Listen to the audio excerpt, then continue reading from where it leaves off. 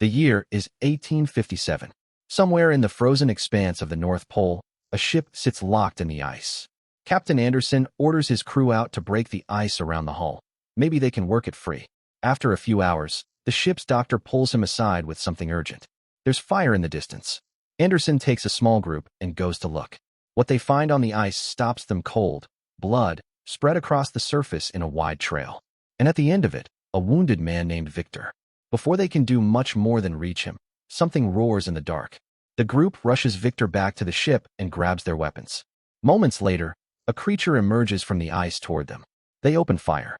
The bullets do nothing. The creature climbs the ship and makes a single demand. Give him Victor. Bring him! The creature begins working through them, without apparent effort. Anderson loads his shotgun and fires directly, and for the first time the creature takes enough of a hit to fall from the ship. But he's still alive. The crew hauls up the ladder. The creature responds by pushing against the hull, tilting the ship dangerously to one side. Anderson fires again, this time at the ice directly beneath the creature's feet. It cracks. The creature drops into the water and sinks below. In the ship's quarters, the doctor treats Victor's wounds. Victor is lucid enough to deliver a warning. The creature will come back. He can't be killed. And when he does return, Victor asks Anderson to hand him over rather than fight again. Then, haltingly, he begins to explain how any of this came to be. But before we get on with it, like the video, smash that subscribe button, and turn on the notification bell to get more stories like this. Victor was raised by his father Leopold, a surgeon of considerable reputation. When Leopold was home, the atmosphere changed. He was controlling, demanding, exacting. Victor watched his parents fight regularly, about money and about him, and those fights left a mark. Leopold was methodical about teaching Victor medicine. He was equally methodical about punishing wrong answers. If Victor got something wrong, Leopold hit him with a stick. One day, Victor's mother went into labor and began to bleed heavily. Leopold worked to deliver the child, a boy healthy, but Victor's mother didn't survive it. The loss left Victor without the one anchor that had made the house bearable. As the years went on, Leopold gave all of his attention to the younger son, William. Victor was simply not addressed. The longer Victor sat with it, the more the question took shape. How had his mother died under the care of the best surgeon in the country?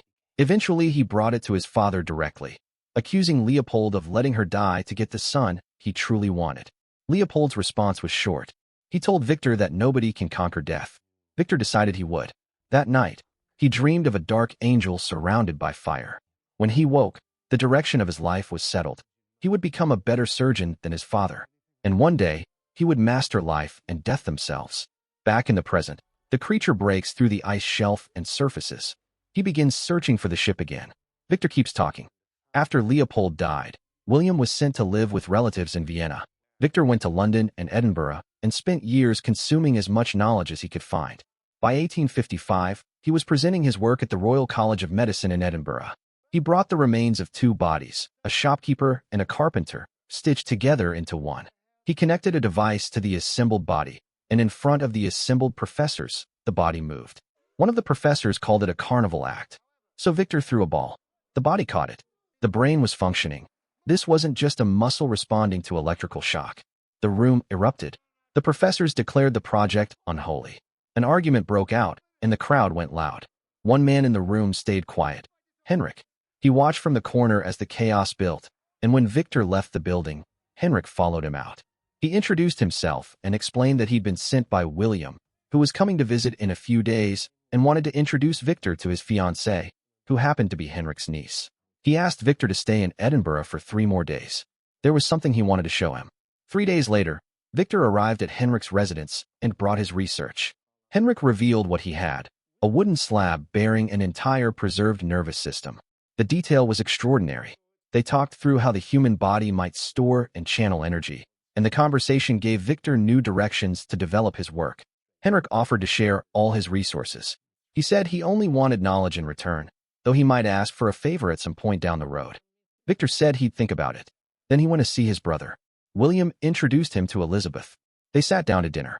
The mood curdled quickly when William remarked that Victor had always been an attention seeker, and Elizabeth called Victor a fool.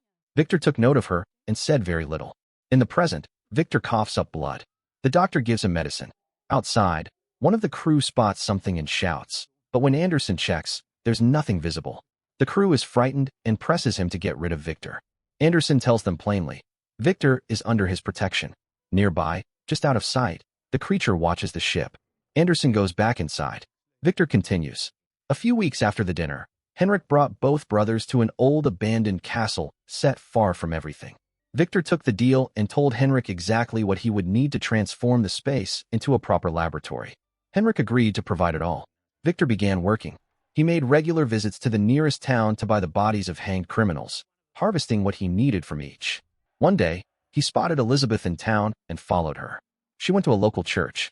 Victor slipped into the confessional box before she arrived and posed as the priest to hear her confession. Elizabeth told the confessional that her brother-in-law was an evil and cruel man. Victor slid the window open. She looked at him without surprise. She had known he was there the whole time. Later, at a dinner party, Victor looked over the books Elizabeth had purchased. She was interested in insects, in science, in the smaller workings of life. He asked her to dance. The weeks that followed had a rhythm. Victor gathered bodies, sourced machinery from local smiths, and ran his experiments. He also spent increasing time with Elizabeth. Victor had one final week to produce results. Sometime after that, Elizabeth came to the lab. Victor told her he felt a bond between them and tried to kiss her. She stepped back. She had already chosen William, she told him, and left. Victor filled a bath and sat in it. And somewhere in that stillness, something clicked. He went back to the lab, changed the battery connection, and a body moved again. Victor and Henrich went to a battlefield together to collect as many bodies as they could carry. Over the following days, Victor worked through all of them, selecting only the best parts from each to construct a single human being from scratch. Henrich came by occasionally to photograph the process. One evening, Victor saw a storm building on the horizon. He got the creature ready for the awakening and went to find Henrich. He found him standing behind a mirror, and it was only then he noticed. Henrich had almost no hair on his head. The thick hair had been a wig. He had cancer. He was not going to live much longer. And now, finally, Henrich said what the favor was. He wanted his brain transplanted into the creature's body so that he could go on living. Victor refused and walked upstairs. On the castle roof, he climbed the tower and installed the device that would connect the creature's body to the coming lightning. When he came down, Henrich was still there, begging. He offered his money. He offered Elizabeth. Victor refused again and explained why. The cancer had spread through every part of Henrich, including his brain and blood. There was nothing left that was clean enough to transplant. Henrich grabbed a piece of the device and threatened to throw it down the tower shaft. Victor moved to stop him. In the struggle, both the piece and Henrich fell down the shaft. Henrich died on impact. Victor went down, checked the body, retrieved the piece, and reconnected the machine. The device gave him trouble. He worked fast to correct it. When the lightning came, sparks swept through the lab and electricity moved through the creature's body. Victor disconnected the device and checked for a pulse. Nothing. He yelled in fury before going to bed, where the dark angel came for him again in dreams. The next morning, a voice woke him. His mother's voice, calling his name. When he looked up, the creature was standing in the room. Victor approached slowly. The creature mirrored his movements exactly, copying each gesture. When Victor opened the curtains, the creature recoiled from the sunlight. Victor brought him close again and showed him the sun was all right. He made the creature repeat his name, and then held him to listen to his heartbeat. Afterward, Victor took him into a tunnel beneath the castle and chained him there. For the creature's own safety, he told himself. For weeks the creature grew stronger, but could not speak.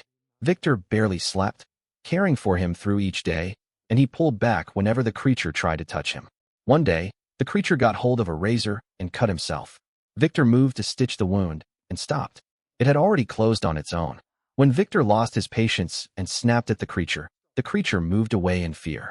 The dynamic was already familiar. After too many weeks without any word from Henrich, William and Elizabeth came to the castle.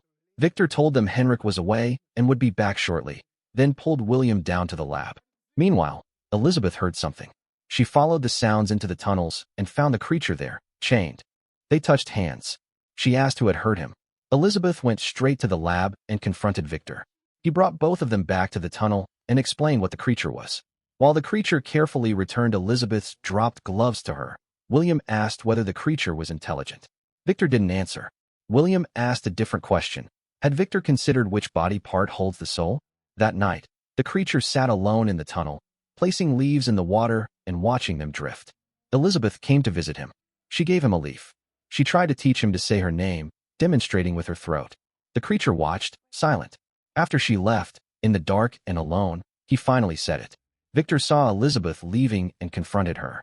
She pushed back, calling the creature him, not it, and told Victor she'd seen understanding in his eyes. She called Victor a monster for playing God. Victor, frustrated, went to the tunnel and tried to force the creature into a specific stance.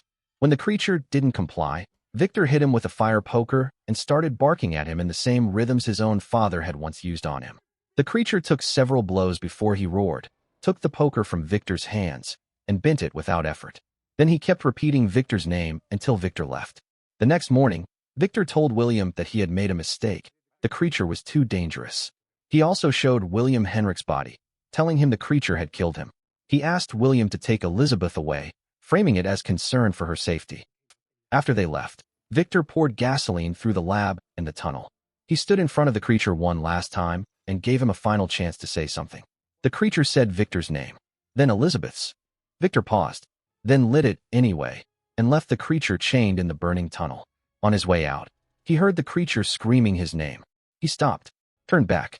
When he opened the door, a wall of fire threw him backward and destroyed his leg. The tower blew apart. By the time Elizabeth arrived, thinking she was too late, the castle was rubble. In the present, screaming breaks out on deck. Anderson opens the door and finds the creature already there, bearing down on him.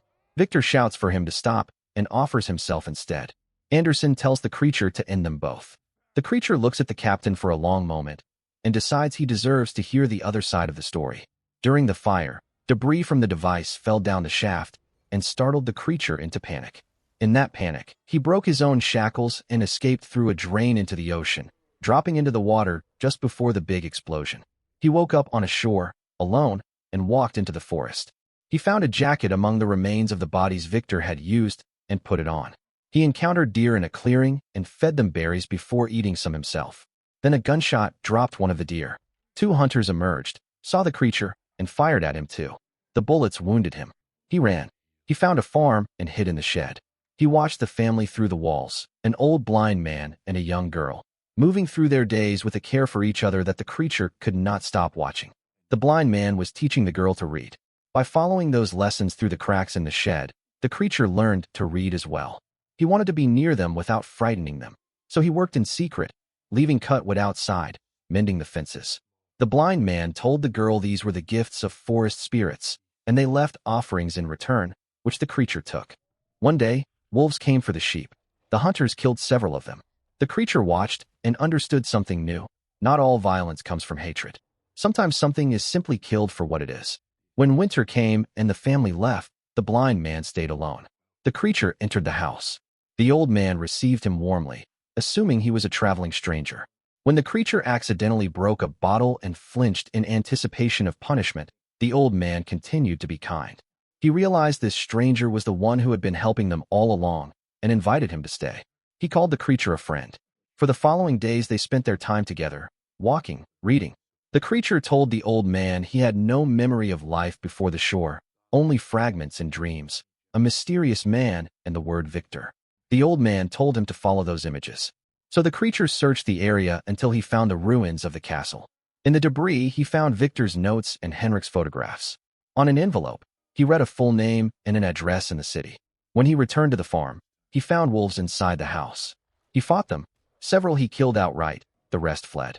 The blind man was alive, but severely wounded. The creature told him he had learned he was a monster. The old man corrected him. He was a friend. Then he died. The hunters came back. They recognized the creature from the deer and assumed he had killed the old man. They shot him, stabbed him. He didn't die. They backed away. They shot him again until he collapsed, then left him for dead. He woke up a few hours later, wounds already sealed over. He understood now. He was not going to die. What he wanted was a companion for the life that would never end. Meanwhile, Victor had lost his leg and replaced it with a prosthetic. He dreamed of the dark angel every night. On the night of William's wedding, he went to find Elizabeth, to wish her a happy marriage. She couldn't stand to look at him. She slapped him and told him to leave. It was only then that Victor noticed she still had the creature's leaf. He returned to his room to find the balcony door open. The creature stepped out of the shadows and asked Victor to make him a companion. Victor refused. The creature threw him around the room, destroying the furniture, until Elizabeth heard the noise and came running. She and the creature looked at each other again. Victor grabbed his gun and tried to shoot the creature. Elizabeth stepped in front of him and took the shot instead. The commotion brought William and the rest of the guests. Victor told them the creature had killed Elizabeth. The men tried to take the creature down. He threw all of them off without particular effort, hurting several badly. Then Elizabeth, still alive, asked the creature to take her with him.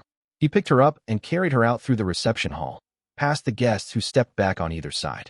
Victor checked on William. His brother looked at him and said that Victor was the real monster, then died. In a nearby cave, the creature set Elizabeth down carefully. She told him she had never found her place in the world until now. Then she died. The creature broke apart. Victor came into the cave.